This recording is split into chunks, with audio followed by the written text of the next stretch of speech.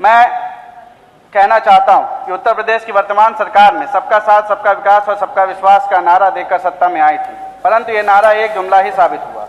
वर्तमान समय में प्रदेश में कहीं कोई अप्रिय घटना घटित होती है तो पीड़ित व्यक्ति सर्वप्रथम पुलिस के पास अपनी फरियाद लेकर न्याय की उम्मीद में पहुंचता है, परंतु थानों के वर्तमान समय में, खासकर हमारी विधानसभा हरिचंदपुर में, सच्चाई यह है कि थाने में पहुंचने पर सर्वप्रथम पीड़ित व्यक्ति की जांच पूछी जाती है और उसकी जांच पता चलने के पश्चात ही पुलिस तय करती है कि कार्रवाई किस प्रकार और किस तत्परता से करनी।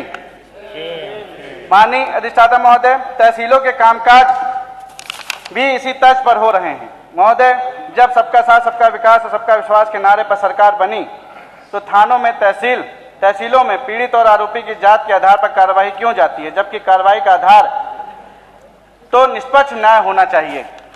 महोदय, मैं अपने समाज में हो रही घटनाओं को लेकर ध्यान लाना चाहता हूं।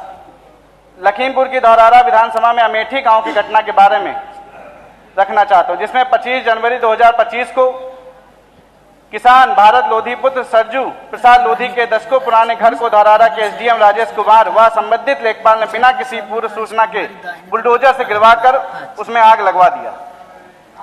घटना का वीडियो बना रहे किसान भरत लोधी के पुत्र जनार्दन मोबाइल छीनकर उसे पुलिस थाने में बंद करवा दिया गया।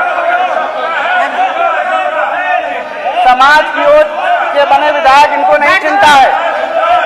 समाज की ओर से बने विधायक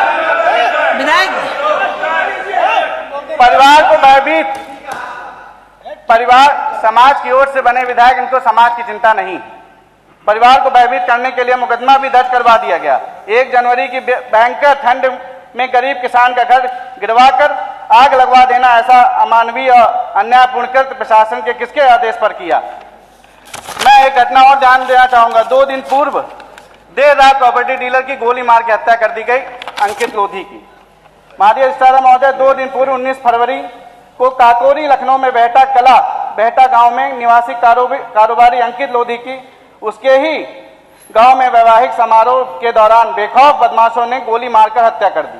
अंकित लोधी के पिता की मृत्यु पूर्व में ही पहले हो चुकी है।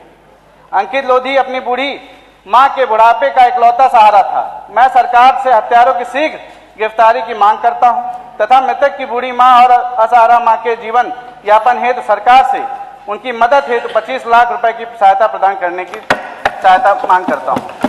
तमाम ऐसी घटनाएं हैं लोधी समाज समेत अन्य पिछड़ा वर्ग और पीड़ित समाज जो आज समाज हमारा झेल रहा है।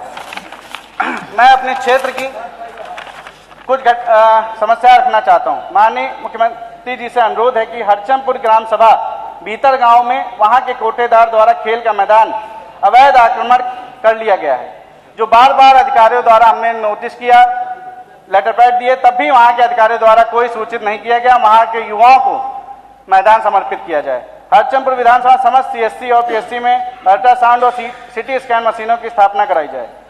हरिचंदपुर विधानसभा के अंतर्गत सचल एम्बुलेंस चलाए जाने की कृपा करें। हरिचंदपुर विधानसभा में ढकिया चौराहा के पास फायर स्टेशन की बनवाए जाने की कृपा करें। मैं पिछली बार भी विधानसभा में अपने प्रश्न के माध्यम से पूछा था, वहां पे हिलालगंज ग्राम सिराज बिनर में अवैध खनन आज भी वहां के भूमाफियाओं द्वारा चल रहा है।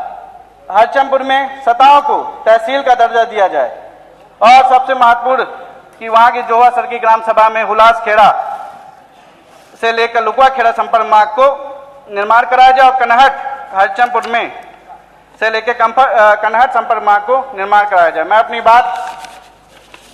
कुछ बात बोल के खत्म करना चाहूंगा कि ना धर्म की बात हो कि ना जात की बात हो, जनता बेरोजगार है, पहले निवालों की बात हो। मेरी नींद को दिक्कत ना भजन से ना अजान से, मेरी नींद को दिक्कत ना भजन से ना अजान से, मेरी नींद को दिक्कत मरते हुए जवान और खुदकुशी करते हुए किसान से। किसी के बुझते चूल्हे को हवा लगा कर तो देखो, किसी के बुझते चूल्हे में हवा लगा कर तो देखो, किसी के जिंदगी में जख्मों पर दवा लगा कर तो देखो। लोगों की मेहनत मशक्कत पर उंगलियां उठाने वालों, लोगों की मेहनत मशक्कत पर उंगलियां उठाने वालों, समझ में आ जाएगा मूल्य हर देशवासी का, जरा कभी आंख खोलकर सर उठाकर तो देखो। बहुत बहुत धन्यवाद।